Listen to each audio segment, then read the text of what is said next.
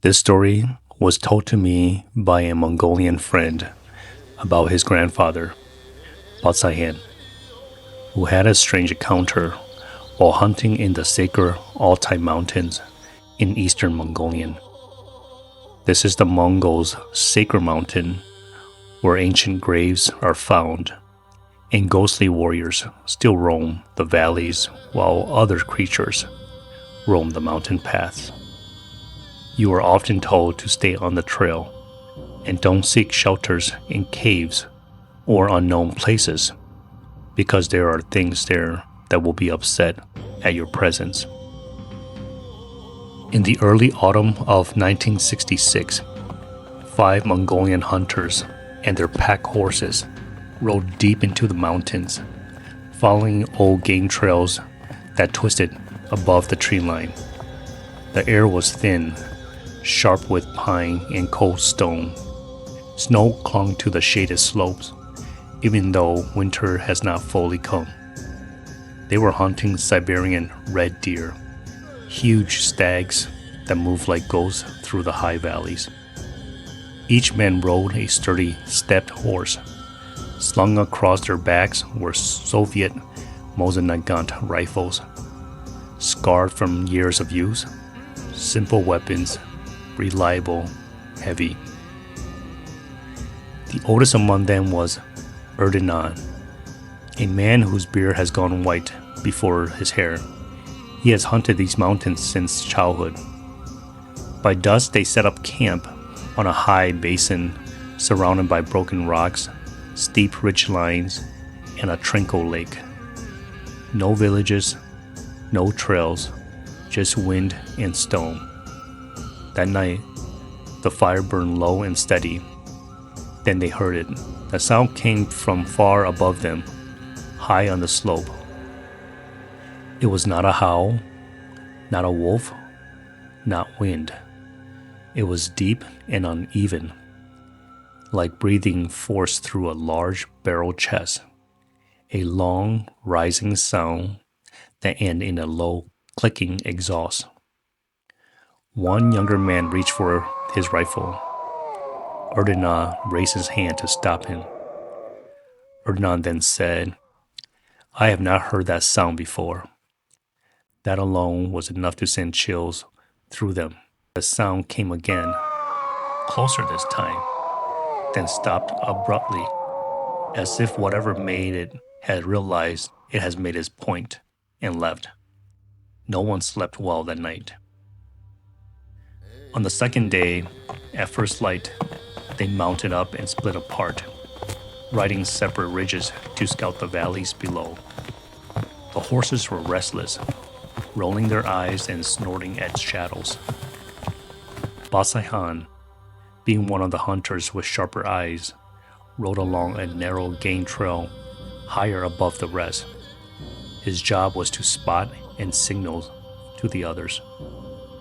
As the sun climbed higher, a feeling crept over him. It was fear and uneasiness all at once.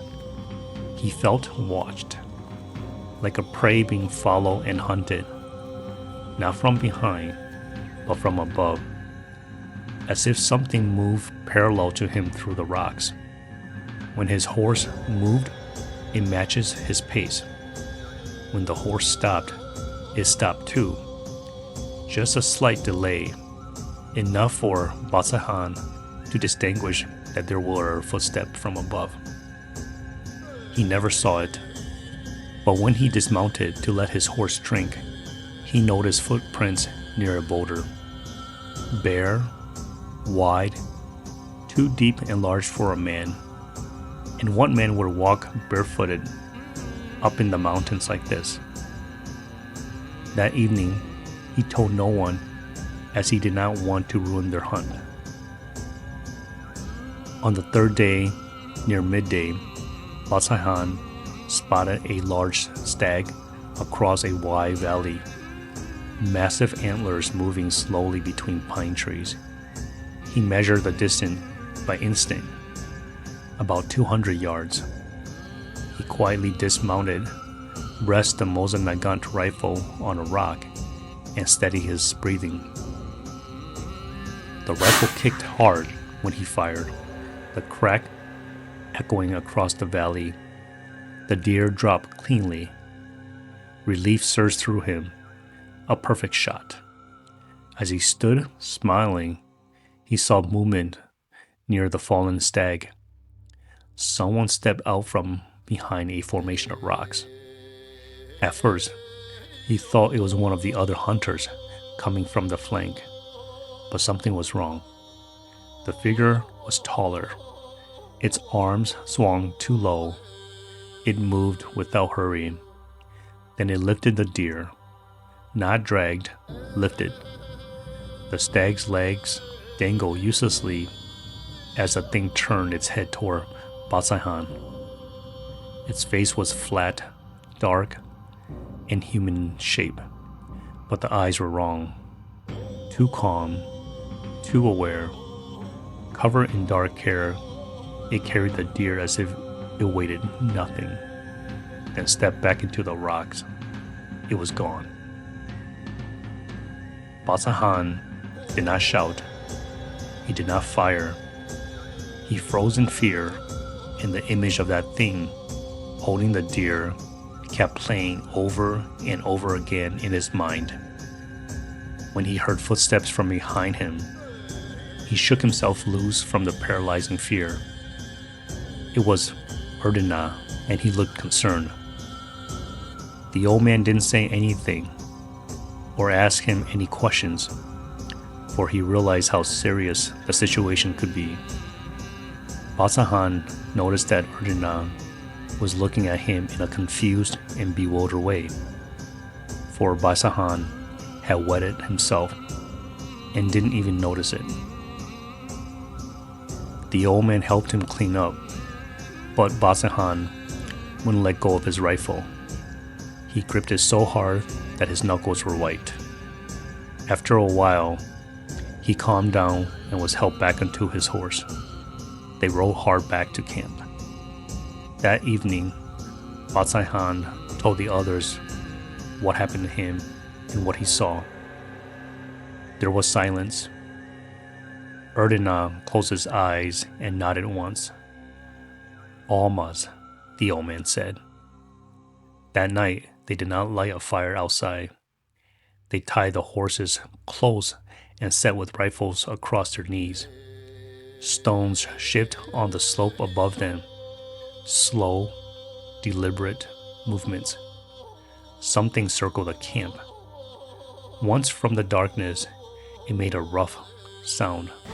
Not words, but something that almost resembled laughter. At dawn, they quickly packed and left the mountains. The deer was never recovered. Years later, Batsaikhan would say that the worst part was not the fear. It was the certainty that the Almas had watched him line up the shot, watched him celebrate it, and had waited to take what it believed already belonged to the mountain. In the Altai, elders say that the Almas is neither an animal nor spirit. It is something left behind. They say it does not attack the way wolves do, or hunt the way ghosts do. It watches those who enter places that no longer belong to them. It listens. It learns the shape of man, their voices, their movements, their pride. The Almas do not steal out of hunger. It takes what it believes the mountain has already claimed. Hunters are warned never to celebrate too loudly, never to call their names across empty valleys, and never to assume they are alone, no matter how far they ride from home. Because the Almas do not reveal itself to anyone, only to those who have been noticed. And once it has seen you, the elders say, it remembers.